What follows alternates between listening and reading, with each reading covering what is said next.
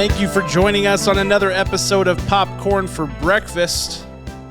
With me, as always, coming to us live from the quantum realm, your co-host, Kirk. Hello. And based on Kirk's interpretation of the quantum realm, it's just that one scene from Alice in Wonderland where she's like falling in perpetuity. Yeah, just no gravity. No gravity yeah. equals quantum realm. I like it. That's how I know you're an actor and you're not just BSing me, because I threw a prompt out there and you just went. You're just like, and it's on. I love that. I think other people a lesser person would not dive into it the way that you did, but you did.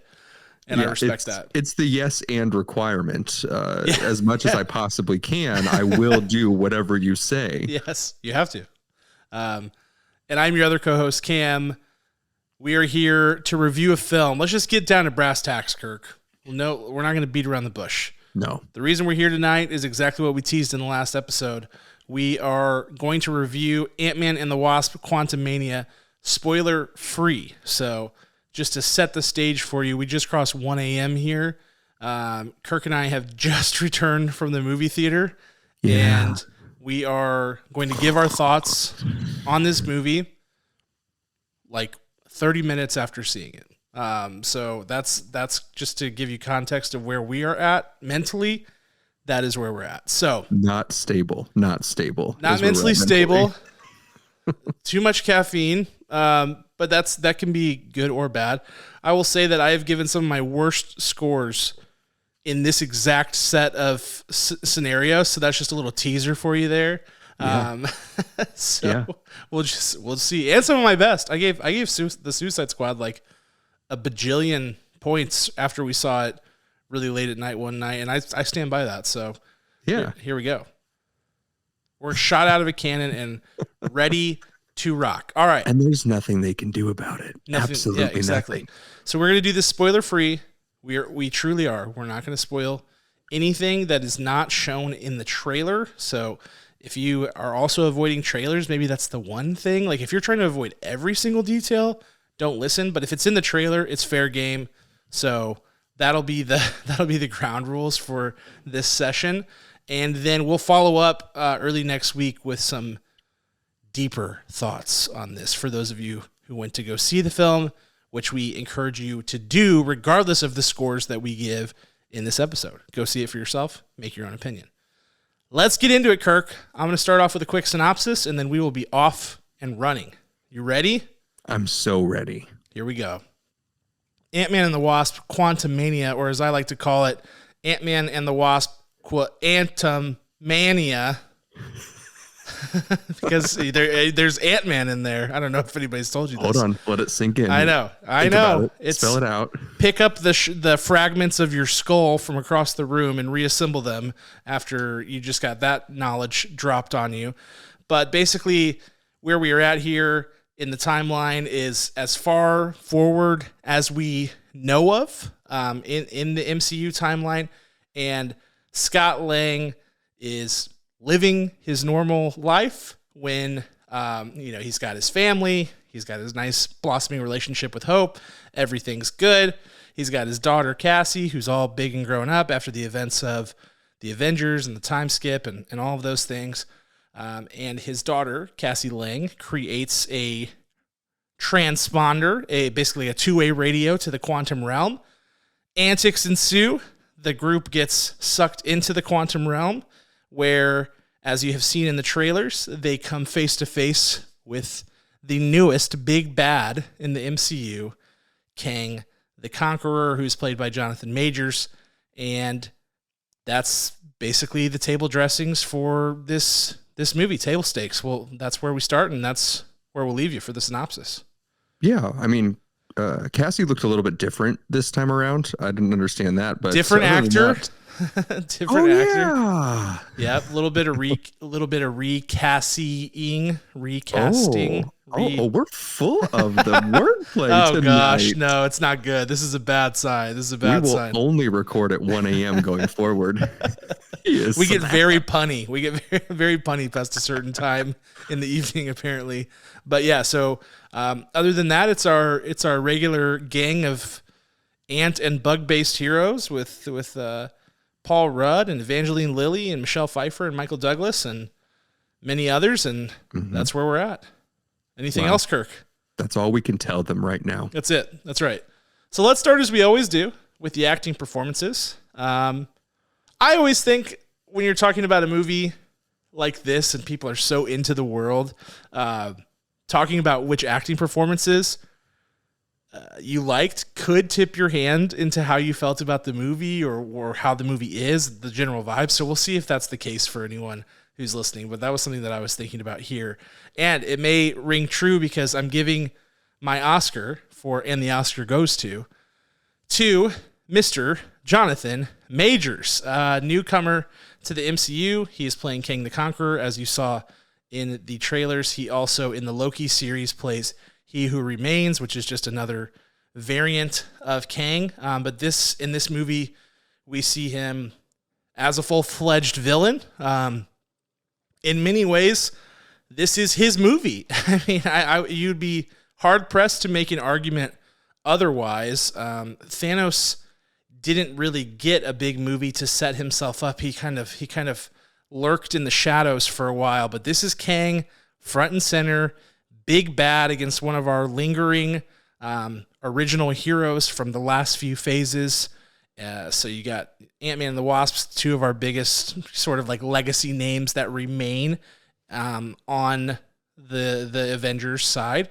So this is it. And Jonathan Majors does what Jonathan Majors does. I mean, if you've had the privilege of watching one of his performances thus far, whether it be in The Harder They Fall, The Last Black Man in San Francisco, Defy of Bloods, I mean, this dude brings it. He is an actor. He has all kinds of tricks up his sleeve. He has amazing intensity and ferocity that he can bring to the scene. He's hyper intentional with all of his choices. He's bold. He makes bold acting choices. He delivers lines in a way that feel just completely unique to him, and he does things in a way that only he can do. Truly a star blossoming before our eyes in this film, and he elevates it to new heights in so many ways. So I was really thrilled. Kirk and I mean, on this podcast have been talking about Jonathan Majors since we first saw him, and when this casting happened, we were stoked about it. And so it's been a long time coming. There was a whole pandemic and all of that, and here it is, and it is worth the price of admission. The hype is real. Jonathan Majors is here, and he's going to make a big mark on the MCU. So it's very exciting. Well. Here we are, Cam, and here we are. I have the same answer for my Oscar goes to. Let me lay some things out to you about Jonathan Majors. There's a lot of similarities I find in him and myself. So Jonathan Majors, we go. Oh, it's insane. Yeah. Just strap in. I mean, he was born in 1989. I was born in 1989. Whoa. He went and graduated from the Yale School of Drama. I thought about going to the Yale School of Drama. You know, his 18 film and TV credits, and 5 on the way. I have been in at least 18 short, small, random videos with my friends or for this podcast with, hundreds of ideas on the way. And Lincoln had a secretary named Kennedy. Kennedy had a secretary named Lincoln. I mean, it's just it's uncanny. It's uncanny.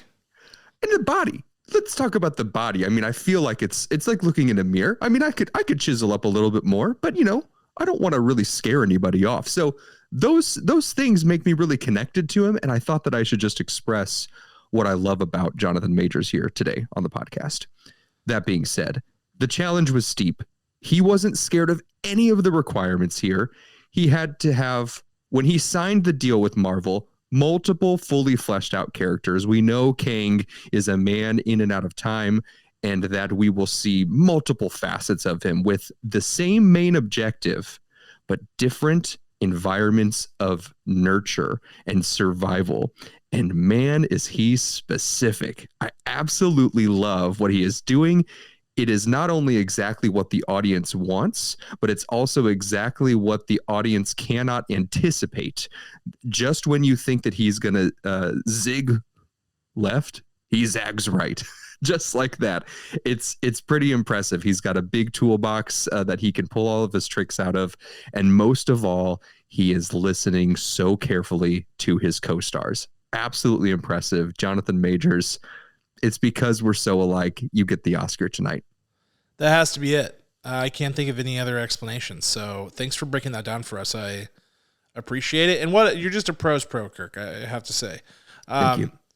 But yeah, I mean, if you go back and listen to all the extensive deep dives we did during Loki on Kang as that quickly came into focus during that show, or if you've just kind of been digging into it with regard to knowing that Kang is coming, I mean, this is a task. This is a task and a half for anybody who takes it on. I think Jonathan Majors is more than up to the task and can do it. It's going to be something. It already has been after seeing this movie, something to behold. But I think it's going to be something that continues to be pretty fun to watch. I mean, just candidly, really a good time. Yes. So that's exciting. Next up, Scene Stealer. Ooh, man, this one was tough. This was a bit of a brain buster, as I had 10 minutes on the drive home to come up with it. I wish I would have like rolling through the Rolodex, like who was in this movie, ranking them. It's nice though, because I usually brain pretzel myself for multiple days before we do these reviews. So now it's like decisiveness. Like, what did you see? What did you like? Tag it, go. So real simple. I'm going with Scott Lang, Mr. Paul Rudd. I think this movie struggles to get off its feet. It just really kind of flounders in the early stages. And the one man who was up to the task to hold it together was Mr. Paul Rudd as Scott Lang. He's doing all of the things that we need from him to kind of help us to feel okay and comfortable in the scenarios that are being thrown at us. The movie starts at an absolutely torrid pace. We're flying through things. We're flying through bits of information. And the one kind of safety net to it all is Paul Rudd. And he gets his chance to shine in the final act of the movie as well. And that's where he seals the deal for me, is that he has these great, like very typical Scott Lang Ant-Man moments in the early half of the film that are so needed. And then in the back half, he just turns it up a notch, which we know Paul Rudd can do. He can tap into all kinds of amazing. He just has this way, this authenticity about him that he can tap into. That's totally his own and feels so real. He has this innate ability to just inject just boatloads of heart into any scenario, and that's what we get at the end of the movie. And it just really pieces it all together. So Paul Rudd, love what you're doing. I thought this was another standout performance as Scott Lang here. Not in the same way as his other performances as Scott Lang, but in a different way that was also good. So he's my scene stealer, Paul Rudd. Well, I'm glad to hear that we have different scene stealers. And this is going to be a little bit of a departure for me because I love protagonists. I think they should always be top tier 1 and 2 with our acting awards, but I'll explain that later. My scene stealer today goes to Michelle Pfeiffer. And it's no movie. There's no Michelle Pfeiffer. This is my life, and these times are so hard, and it's getting even harder trying to feed and water my seed. Plus, teeter-totter, caught up between being a father and a prima donna, baby mama drama screaming on, and too much for me to want to stay in one spot. Another day in monotony. Yeah, right, Cam? You know those words? Yes, Slim Shady. I am aware. I didn't know you were going to go that far with it, but I respect it. A quick departure is that Mekhi Phifer is referenced in Eminem's Lose Yourself, and Michelle Pfeiffer steals the show. She deserves her own song. I think until I was about I don't know, 3 years ago, I thought that he was saying Michelle Pfeiffer, or I constantly mix them up, just not confident. But now I'm confident, and I'm confident in my decision as well. And that's what I wanted to get to, that Michelle Pfeiffer, who would have thought that her career would have been rebooted by the Marvel Cinematic Universe? Because I don't really know the last thing she was in before Dangerous Minds, but certainly, and Grease too, but certainly she was not like front and center on the red carpets. And that's perfectly fine. She probably was just doing other fun things, and that's fantastic. But seeing her on camera at this stage of her life is so much more fascinating than when she was earlier on in her career. And I absolutely love seeing her work, seeing her figure out each individual task, each individual objective along the way for her to carry on to the next scene. It's something that you don't really understand when you are a younger actor, and it's really apparent when you watch a lot of performances and when you watch a lot of film. And there are some younger actors or some less experienced actors in this film that you see they're just trying to emote what they think should be emoted without putting in the backstory, character work, and development of who this person is, where have they been, where are they right now, and where would they like to be, all trying to just be super selfish. When you're an actor, you have to think selfishly, because as humans, we think selfishly, and you have to think, what do I want? How do I get it from whoever's around me, whether it's someone on my own team, from my family, or the villain in the story, or the people, the strangers in this story, the creatures in this story.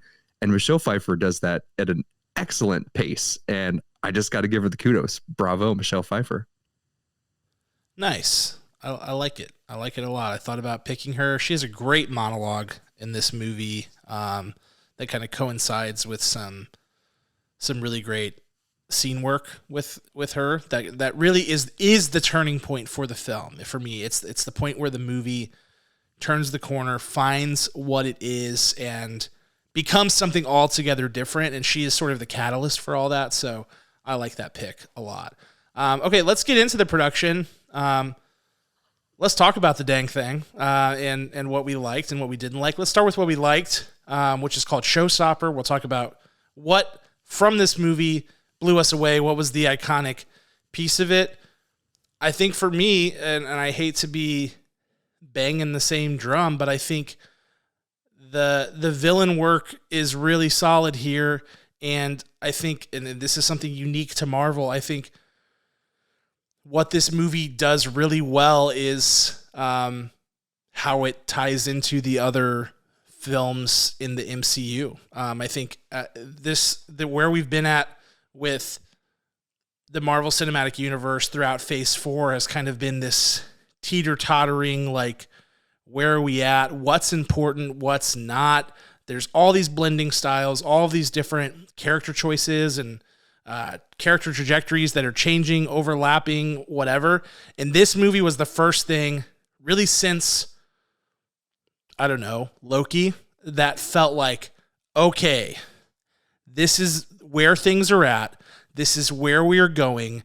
This is the new direction. And I think that just gives an overwhelming, for Marvel fans, it gives an overwhelming sense of relief. It gives an overwhelming sense of, okay, I can kind of get my bearings now. I can see where we're going.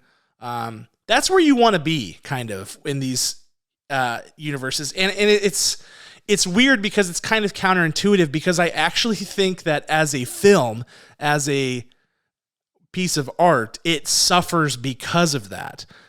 This film cannot exist by itself. It cannot stand alone. To think about dropping someone into this film as their first experience with Marvel is kind of hilarious. Like, having no concept of the characters or whatever, it could never work. But that's what makes the Marvel Cinematic Universe unique. And so whenever you review these films, my personal opinion is you have to factor that in, and you have to think about, how does this layer in, and how does that change your perspective of the film?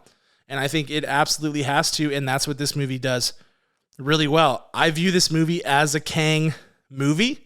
I think what they do for that character and how they set up that character is masterful. I think it's smart. It's calculated, which is a really good feeling because some of the things that have been happening recently feel uncalculated. So even though I would concede that like maybe certainly as a movie, it suffers because it's in the MCU and it has to fulfill those obligations. It does a really good job of fulfilling those obligations. It's almost the opposite of kind of what happened with Doctor Strange, where you're like, man, there was like a really, really good movie here that feels like it was kind of taken from us a bit because of the MCU. It's like, this one's like, man, this would have been a disaster bad movie if it wasn't for the MCU, and what it does for the MCU, that makes it something altogether different. So that's what makes this, it's going to be a tricky one to score, but what they've done here with the villain, I think gives this movie staying power within the scope of the MCU and potentially really sets things into a nice direction that I think is going to be exciting for what's to come. So talk about a teaser. I'm really laying it on thick here for anybody who hasn't seen the movie. So we'll get into it more as we break this down. Yeah, staying power or Kang-ing power. Oh boy, okay. We've reached our limit on puns here. Yeah, you like it. You like it. I have the same showstopper. That's why. This is Kang's world and we're all just living in it. His character development imprint is all over the script, the concept, the danger, the wins, the losses, every single aspect of this. And to a fault, it is incredible. It's absolutely masterful. Just as Cam said, I just want to just full steam ahead on what this looks like. I know that Disney's going to pull the brakes a little bit on how much content they release per year. We've gotten a little bit of those statements this past week, which is good because the anticipation is only going to build. I'm going to watch this on repeat as soon as it hits Disney Plus or purchase it. I don't know, but the creation of this danger is exactly what has been lacking in phase 4. And we've finally reached the point where we can see it. And I only wish that this movie would have been released earlier, but there's a lot of visual effects in this film. They probably could not release it earlier. They were probably finishing up all the final touches. When you watch the credits, you'll see that there are 1 billion people working on this to make it look as good as it does. But Kang's universe, Kang's total character concept, ingrained in the full story, not only in this film, but the future of the MCU, absolutely stops the show for me as well. Nice. Yeah, let's talk about the other side then, Kirk. Since we were aligned on this, let's see where we were at on director's shoes.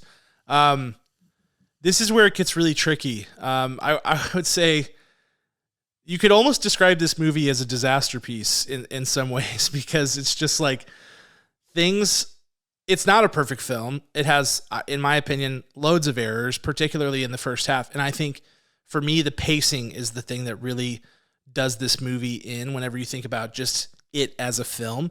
The first hour or 45 minutes to an hour is just not good. That first act, I did not like. I thought everything was super rushed, getting into the like quantum realm, like that whole thing, them kind of finding their way there. It's just like, go, go, go, fast, fast, fast. We're not building relationships. We're not building through lines. We're not setting up comedic set pieces that can help later to kind of, there's a lot missing in that first act that I feel like could have been paid off in the second half of the movie.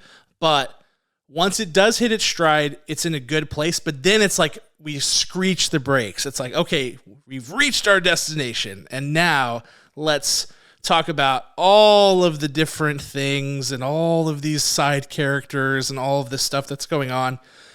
It really slows down. And even though there is like pretty much nonstop action in that last hour, it still feels like, okay, where are we going? What's the end result here? Is this the ending? Is that the ending? Oh, this is the ending? Oh no, wait, this is the ending. It's just a lot of like different things kind of being dragged out. And I think that really hurts it as a project overall. I think the pacing is just a little herky-jerky throughout, and I wish it could have been smooth. I hate that the first part of this movie is basically just a means to an end. I don't think any part of any movie should ever feel like that. and they should have found some way to smooth it out. I think, again, you see both the good and the bad of the Marvel Cinematic Universe in this movie, because it's like, in some ways, this movie is elevated so much by the ways that it ties into the Marvel Cinematic Universe, and in other ways, it is dragged down by the fact that it, almost doesn't have enough subject matter to fill a movie, and so they're trying to, like, in some ways it has too much, and in other ways it doesn't have enough. So they're stuck in this really weird space. But I would have actually liked more time to allow us to set things up in the beginning, so that the end and the second half could feel more impactful. I think the whole Kang piece and really what this movie ends up sort of being about saves it from being a really forgettable movie. So that is a godsend. But at the beginning, I was like, we are not in good shape here. Like, the visuals at the beginning of the Quantum Realm were rough. The pacing, all over the place. The line delivery, the acting, rough. Dialogue, bad. Like, at one point, Catherine Newton's character says, "There's quantum people in the quantum realm," and I about died. Like, I almost did one of those, like, anime embarrassment faceplant things where you're like, "Gah," like in Pokemon.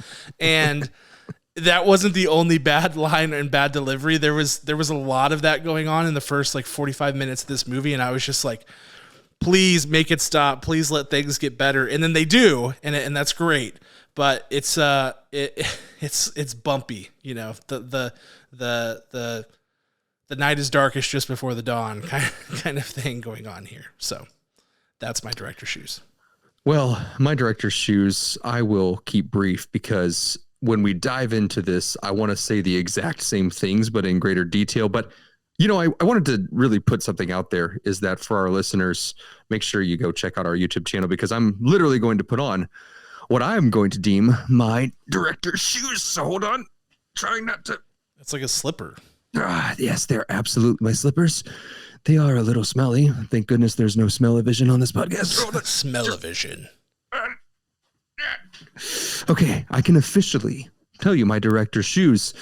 My bullet points: the visual concept for the supporting cast was not unique. It was pretty borrowed, stolen, random, but not funny at times when they were attempting to land some jokes. Number 2, our heroes can look like heroes, but they shouldn't look like models. When they emote, it's harder to believe the realism or connectivity between audience and model because they look like models, and I do not. Number 3, there was a stronger and more challenging ending to this film that they did not choose, which was disappointing. It would have been harder to write themselves into the next chapter after this, and I wish they would have taken it. And finally, for my final director's shoes, again, come listen to the spoiler-filled episode that we drop later. There was not enough Ant-Man in Ant-Man and the Wasp Quantumania. Not enough of him. And those are my director's shoes.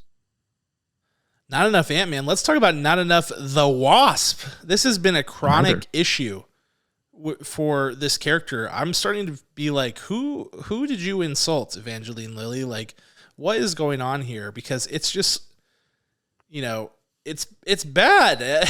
Her name is on the movie. She never plays a significant role in any of these projects, ever. I think I know what it is. I think that Hollywood is holding her personally accountable for the final season of Lost. I think it's that could be all her fault, unfortunately. They're just trolling her. They're like, hey, here's this great role, like, Janet Van Dyne, right? Like, huge character, or sorry, Hope Van Dyne. Janet Van Dyne's a huge character in the comics, but, Hope Van Dyne, this is going to be big, the Wasp, and then it's like, joke's on you. You don't get to actually do anything ever. That's right. We'll never forgive you for your flash sideways in the final season of Lost, which made no sense. That's what she's paying for, unfortunately, her and the entire cast. It could be. I like that you brought up the ending, because there are some ways that I would have done that for sure. We'll get into it, but let's talk final thoughts and scores. This is going to be a doozy. I have been grappling with this for the last 20 minutes, and let me tell you, where I've arrived is a place that I'm kind of okay with. So just be ready for the asterisks to come out. No, I'm going to stand by it for at least a day. My score. So Ant-Man and the Wasp Quantumania, it's one of those films that as I said earlier, just really only works in the Marvel Cinematic Universe. I think people who aren't fully into the connected story should hate this movie. I think it doesn't bring a lot to the table if you don't like that sort of thing, and if you're viewing it as sort of a siloed individual project. There's going to be a lot of head scratching and a lot of like, this isn't cinema. And I get that. I certainly do. The other side of it is that as a part of the connected story, it does some of the most compelling things. It does the most compelling things that we have seen certainly since Spider-Man No Way Home, but probably really since Avengers Endgame in terms of moving the story forward and giving us a sense of direction. It does a lot of really strong work there. So I will just say that as a Marvel fan, as somebody who has really enjoyed these movies so far, I'm kind of conflicted because on the one hand, I'm watching this and like I said, I was like, I really didn't like the first act of this movie. And I feel like overall the total movie, like how much will I revisit it? I really like everything that happens in the second half, but I find the first half really hard to watch. But I'm sitting there in the theater afterwards going, okay, I feel good about where we're at. Like for the first time in a while, I feel pretty confident about where things are heading because I liked Black Panther Wakanda Forever, but that movie really does kind of exist on its own. It doesn't really have massive ties outside of it with the exception of the Ironheart stuff, whatever. We haven't really seen that. This movie was the first movie of the new phases to give me an overwhelming sense of like, okay, I feel good and confident in the direction that we're heading after a couple of years of tumults. So that I think should be a welcome sign. And I think, I heard a lot of chatter on the way out of the movie theater of people kind of saying the same thing. Like, ooh, I like that. I like where we're heading. And people kind of oohing and eyeing at the post-credit scenes and things like that. So I think if you're a Marvel fan and you're kind of looking for where are we going to go, this movie will sate you. It will give you that feeling of like, okay, I have a sense of direction, I have a compass, and I know where we're going. So that is a great result. Overall, the execution could have been better, with the exception of I think the second half of the movie does a pretty good job at executing everything with regards to Kang, with regards to where they kind of end up going with these characters, even though it's like the payoff isn't as good as it could have been because the first part wasn't strong, but they do a pretty good job overall, and the second half is really enjoyable outside of those pacing issues that I mentioned. So, with all that being said, unfortunately, the first act does drag it down quite a bit for me. I'm putting this at 6.6 out of 10 kernels. 6.6 out of 10. I heard your score was 6.66, and I have some questions about your. I always round up, Kirk, so that's impossible. Okay. That's impossible, actually. Oh, what a difficult thing to do, scoring a movie mere minutes after we've seen it. This is difficult. Quite a good exercise, fun and difficult. I really felt that I was shocked by myself because when there is rough acting or rushed character lines, just as Cam said, it really just destroys a movie for me. But there's something about this one that didn't do it. It's kind of similar in a way to Civil War, Captain America Civil War, where Spider-Man's introduced. However, there's a much better introduction of Peter Parker there, where we don't have to go through the spider bite and everything. We get 4.5 minutes of strong, concise dialogue and character work that catapults us to the rest of his storyline right then and there. We don't really get that with Cassie in this sense that I'd hoped, which again, part of the rush storylines. But I didn't really hate it. I didn't like it, but I didn't hate it. And very rare for me. An incredible or a couple of very strong, powerful acting performances can flip a movie on its head. And honestly, it's not smoke and mirrors. It's just good writing and good character work, and that's what won me over on this film. Plenty to say, well, what about this? What about that? And plenty of things that anyone could poke holes at. Very, very true to say as a standalone film, this score does not hit the score that I'm about to tell you. But in relation to the entirety of the MCU, and I'm talking about from the very first one, from Iron Man 2008, if you're talking release date, or Captain America First Avenger, if you're talking timeline, this fits very well and sits very high on the totem pole. My score today, hold your breath, it's 8.3 out of 10 kernels. Nice. I like it. That's a healthy score. And I think this is one of those movies, Kirk, where it's like, you know, we've had a few of these in the MCU where you don't know where it stands until the dust settles, until you understand where the ramifications take you. How often do they harken back to this? How often does this set the stage for things that we just didn't foresee, and so things that didn't make sense now do? It's going to be interesting to watch. The thing that I will say for all Marvel fans is you should have, in my opinion, a pretty clear direction of where things are heading, as I've said over and over and over again. And hopefully that gives you the same sense of relief that it gave me as a fan, and I think Kirk too, because we both just kind of looked at each other and we're like, okay, you know, it's all out there now. Let's rock and roll. So that is a welcome sight. It really is, because Phase 4 has been rough. We've talked about it. There's been a lack of trajectory and guidance that I think the fans needed coming out of Endgame to tell everybody that it's going to be okay. We have a plan. And now that plan is coming into focus, I think there's a lot to dig into, a lot to look forward to. And that is exactly what we're going to do in the very next episode of Popcorn for Breakfast, when we get into more details. But go see Ant-Man and the Wasp Quantumania this weekend. Share your thoughts with us.